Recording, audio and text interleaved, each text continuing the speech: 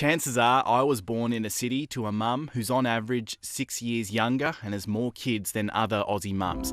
I'm more than twice as likely to die in infancy or as a child. And if I go to school, I'm 2.5 years on average behind my schoolmates in reading and writing. It's worse for boys. My sister performs a little better in school than I do. I'm on average 15 months behind her in literacy. I'm 10% less likely than my non-Indigenous peers to finish high school. But if I lived in the bush, that figure falls.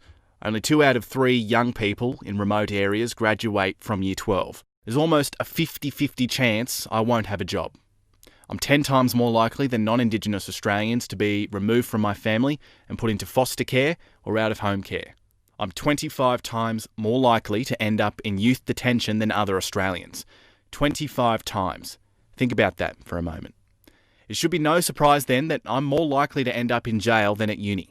I'm 11 times more likely to be imprisoned than other Australians, but it's worse for my sister.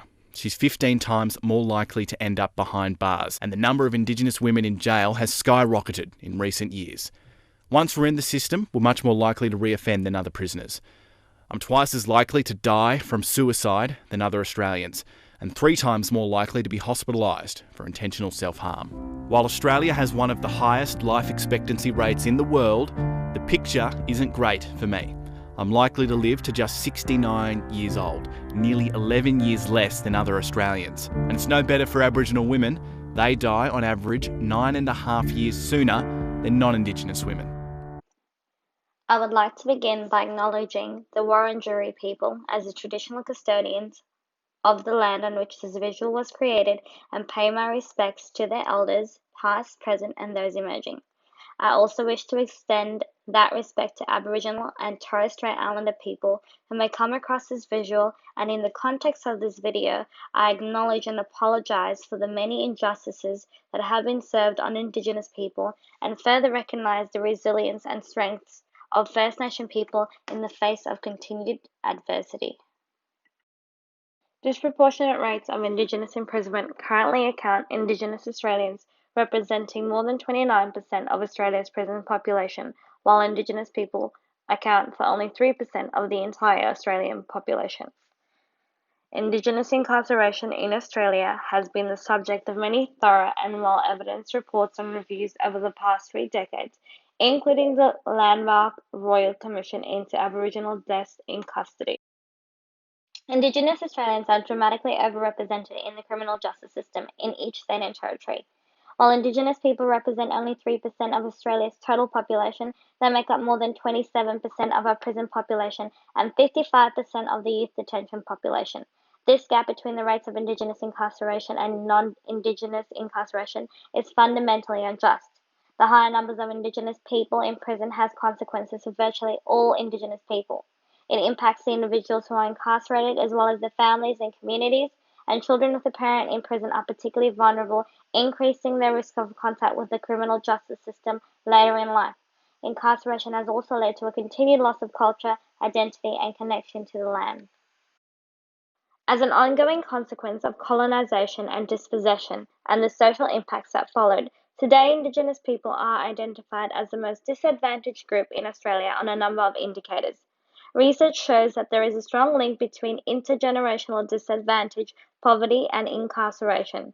Tackling economic and social disadvantage, increasing income equality, and improving access to high-quality health, education and employment, and housing directly influences the rates of offending.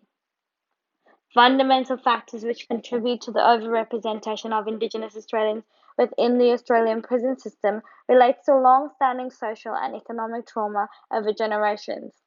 While committees like the Productivity Commission and Steering Committee for the Review of Government Service Provision indicate improvements in living conditions for Indigenous Australians, significant disadvantage in comparison to other Australians continue to grow.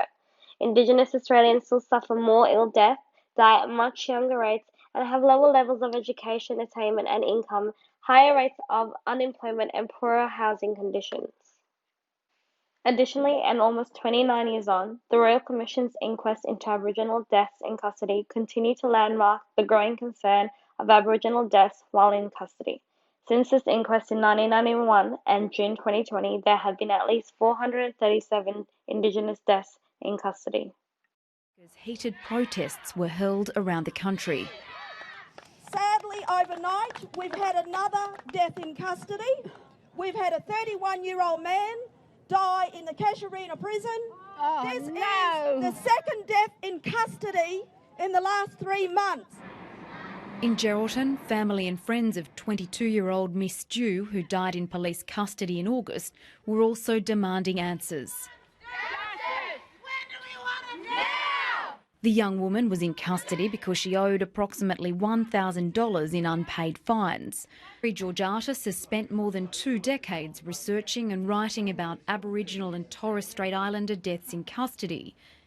There will always be repeats when we don't have, for instance, some of the recommendations that were from the Royal Commissions in the deaths in custody.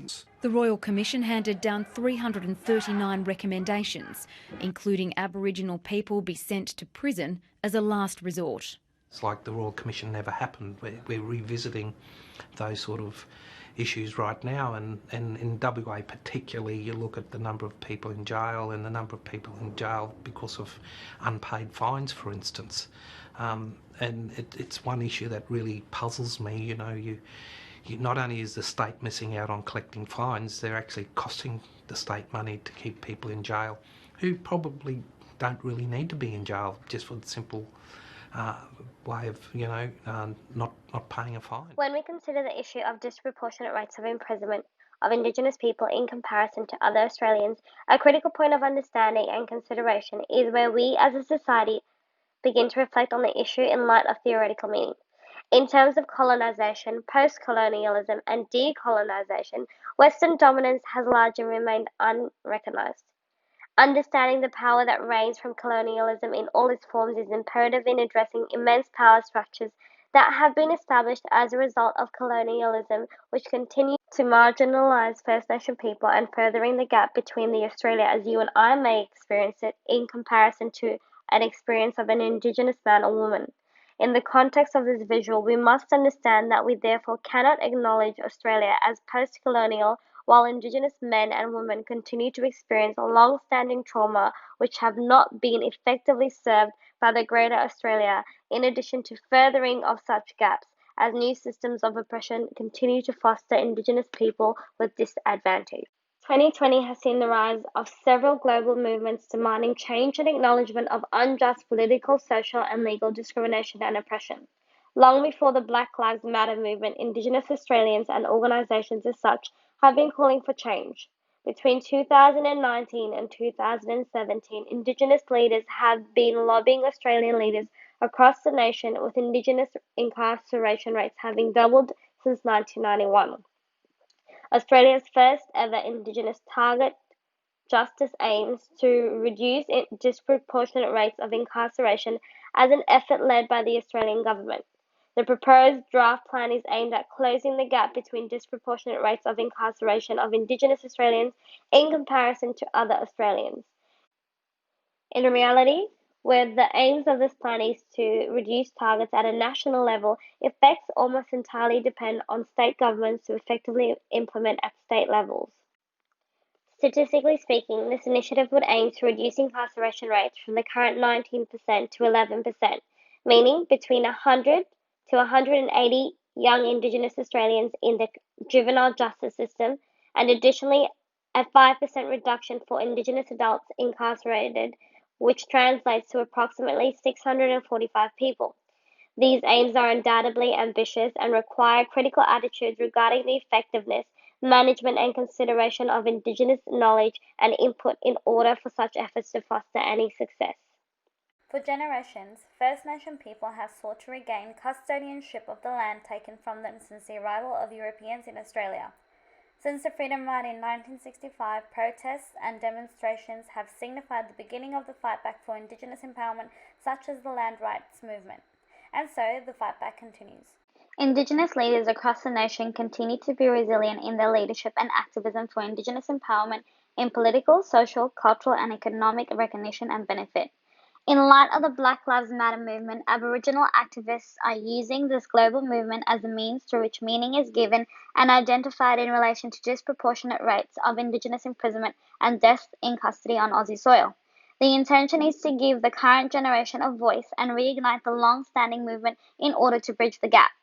Between the hashtags such as Justice for Tane and I Can't Breathe, Indigenous activists are calling for marginalised treatment of Indigenous people to be made public and identified via social media, and for such platforms to bring awareness to specific cases and the broader issue at hand.